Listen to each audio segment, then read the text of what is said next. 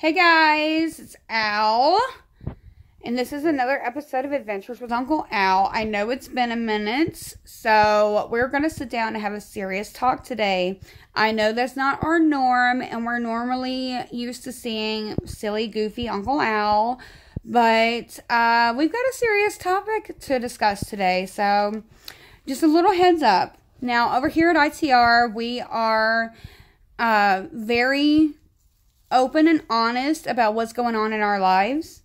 And I had something come up that I think that I am now ready to share with y'all. Back last year, when we were doing LGBT talk, we had a segment called The Good, the Bad, and Our Version of the Ugly Truth, which if you haven't seen it, I highly suggest you go see it. So go down right here and hit the like button for one damn thing.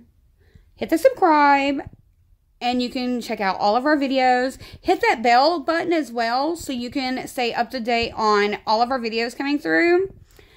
And you can check out all of anything that's coming through. And oh, by the way, we will be having our talk show coming back. We're just waiting on our updated camera equipment to come through. So, just a little heads up. So, some of y'all may know, some of y'all may not know, but Uncle Al here actually suffers from a seizure disorder.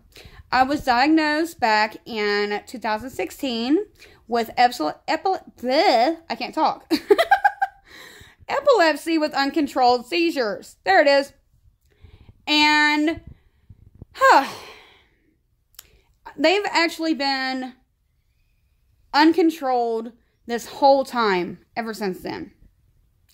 So, at the end of January, I went to my neurologist, who is Dr. Bola over at Wesley Neurology. And if you are in the tri-state area, I highly suggest you go and check them out.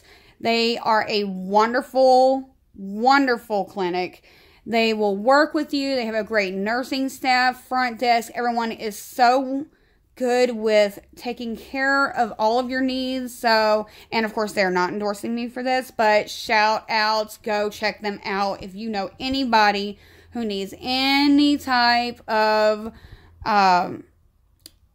neurology needs, please go check them out. They work with just about any type of insurance. So, heads up.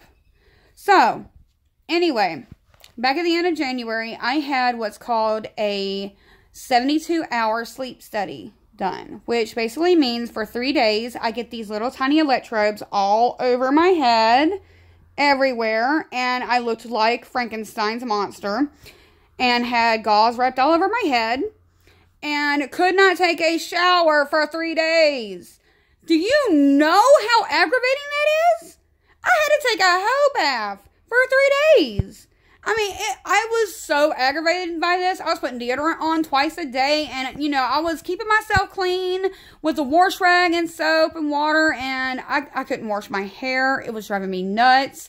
Do you know how hard it is when you have kinky, curly, naturally curly hair and not being able to wash your hair? Oh, child. But, so, during this time, the whole time that these are on your head, they are monitoring your brain waves.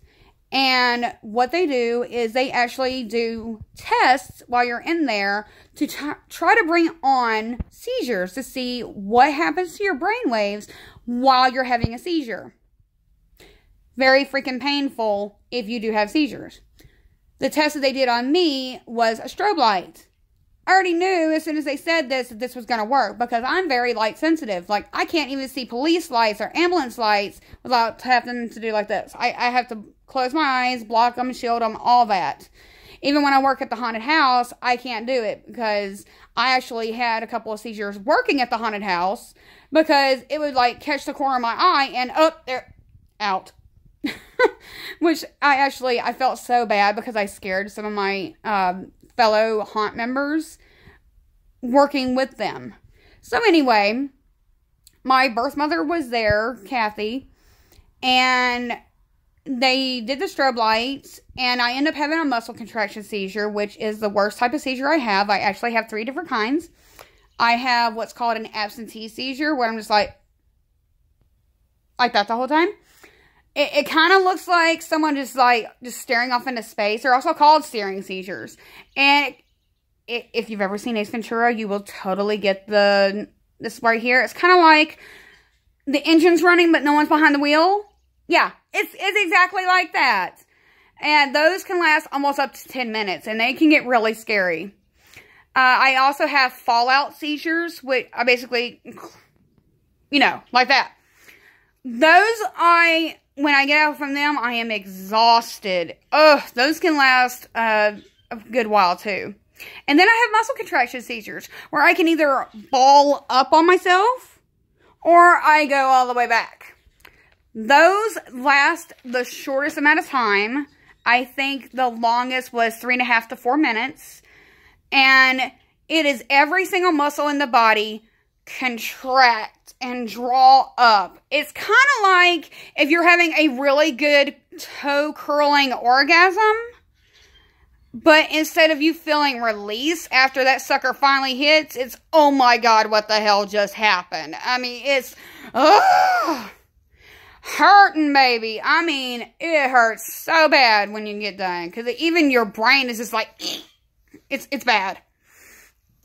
So, had one of those when I was doing a strobe light. And this was the first time that my mom had actually seen me had those. Like, she'd seen me have a staring seizure, and she may have had me seen a fallout.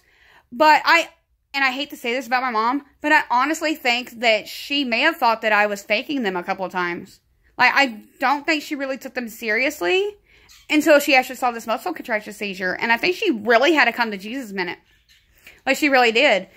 I'm coming out of the seizure, and the nurse is trying to take care of me, and I'm trying to bring myself back while she's asking the nurse all these questions about my seizures, and we're both trying to answer questions to her, and she's in tears and everything, and like, she's finally taking this seriously, and then she asks, it's like, can this kill him?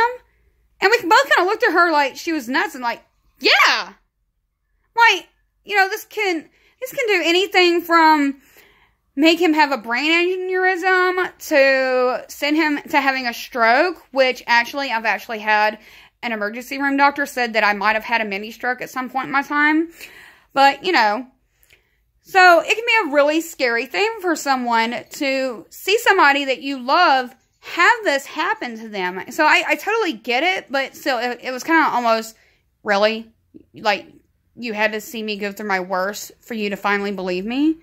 But anyway, so 72 hours, I'm on this thing, I finally get out, and to read this, you have to either have a doctor or a certified EEG technician read the full 72 hours of this. So it takes a really long time to read all these brain waves.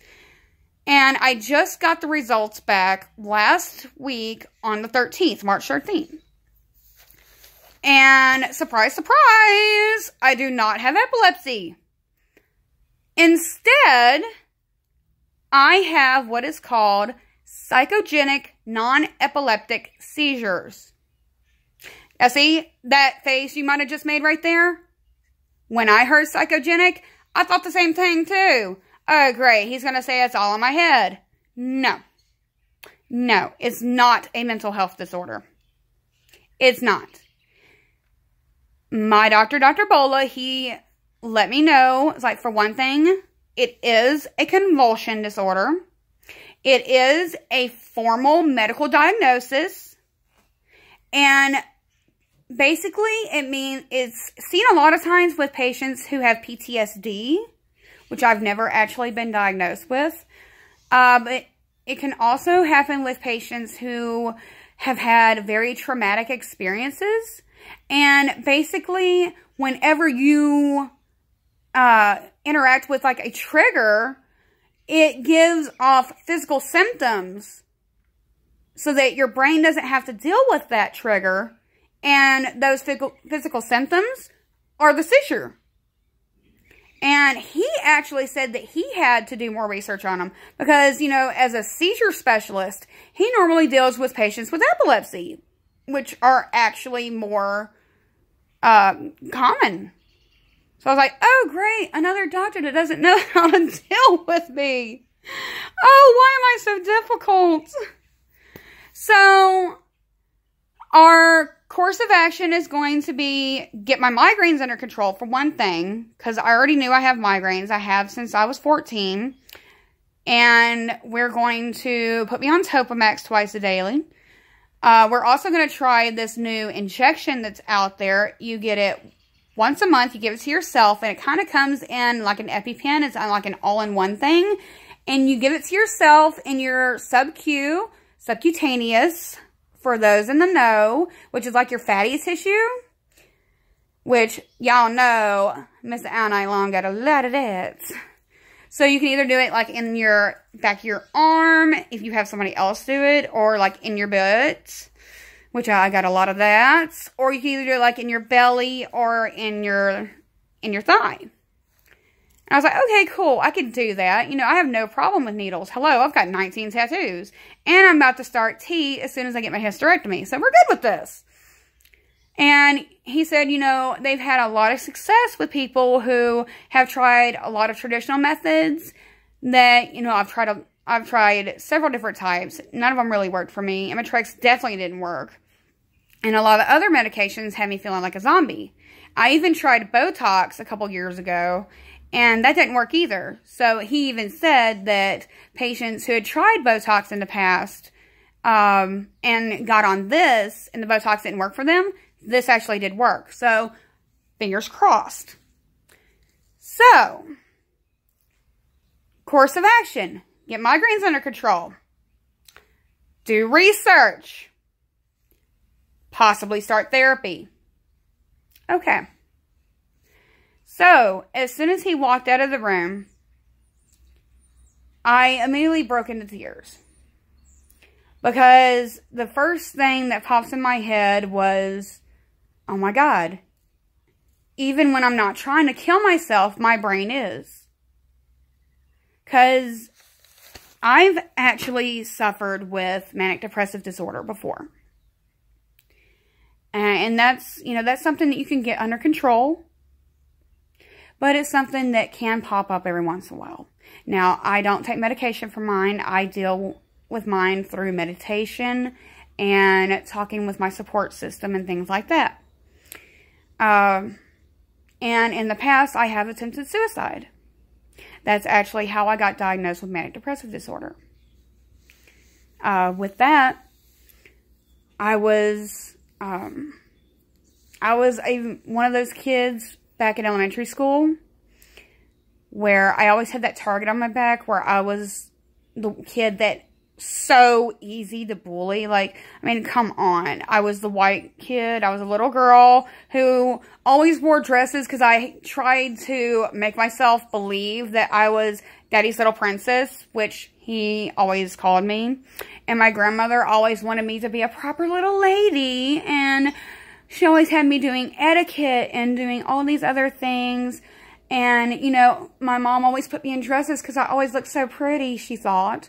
And I had this kinky, curly hair, and I either looked like a cross between Curly Sue or Annie. And I had glasses and messed up teeth, and I was always had my nose in a book, and I was kind of like the teacher's pet. And it's not because I acted like I was, you know, I felt like the other kids are beneath me, but it was more like my maturity level was so much higher than theirs. Because I spent so much time putting more effort into my education, and I wanted to get the most out of my education. I wanted to learn more and more and more. And, you know, that's really where I put all my energy in. Like, I didn't want to be part of the crowd. Because they were so immature, and most of them were freaking jerks. Like, if you weren't the same as them, if you didn't have the best clothes or the best shoes, if you didn't go to all the sleepovers and the birthday parties and the roller skating parties and all this other stuff, you know, if you weren't in the it crowd, then, and you weren't popular, then, you know, you just weren't worth anybody's time. All of my friends were boys. Which, obviously, I am a dude. I tried so hard to convince myself that I was a girl that all I wore was dresses, and I was miserable. And I didn't get along with any of the kids. I was always around teachers, and it got to the point that by the time I was in 5th grade, I did everything in my power to not go to recess, because I couldn't stand spending time with the other kids my age.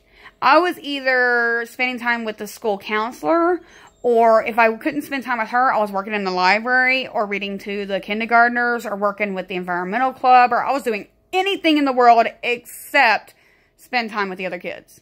I wasn't good at sports. I mean, like, except whenever someone got the idea to play football. Now, I can't throw the football for nothing, but if you put me on the line and tell me who to tackle, I got you. I got you. Can't play baseball for shit. Basketball? I like to watch it, but I can't play it. So, yeah. So, I kind of figured out by the time I got to high school that kids were jerks. And I would always get along with people that were older than me anyway. Didn't really have a problem with that as I got older. Well, then I started going through domestic violence with my ex-sister-in-law when I lived with her for a year and a half. And then when I got married really young and was with my ex-husband. And I went through every type of abuse possible with him. I'm talking, you know, psychological with the mental and emotional abuse and sexual and physical. I mean, any type in the world you could think of. I've been there, got it, lived through it, got the tattoo to prove it, and I'm still here to tell my story. And I dealt with that. You know, since then, you know, yes, it did leave my scars, but it made me the man I am today. So, I was like, okay, I don't say I'm a victim of domestic violence. I'm a survivor. I'm a survivor of it. I've gone through more in my life than many people have. And that's what I always tell people, that, you know, whatever you've got going on in your life, you can always come talk to me about it, because, you know, I've been through it all. I've been through gang violence. I've been addicted to drugs and got off of them. I've seen people go through alcoholism. You know, I never did, because I found out early on I have a very high tolerance for alcohol. And I didn't want to end up going down the same road I did with drug addiction. So I was like, yep, no, that's not for me. So, you know, I've tried to commit suicide multiple times. And, you know, that's not for me. But anything that someone is going through, anything that you are going through, I can almost guarantee that I've been there. And I would understand. And if you ever need someone to talk to, you can reach out to me. You can reach out to Sweets. You can reach out to Mixed Talent. We're here for you. We love you. I don't have to know you to love you. Now, if you don't feel comfortable talking to one of us, you can reach out to your pastor, if you're religious, or your best friend. Because like I said, I have a huge support system. And I'm so grateful for that. Because before I came out as gay, I didn't have that. And coming out as gay and then coming out as trans after that, I got the family and community that I never had before.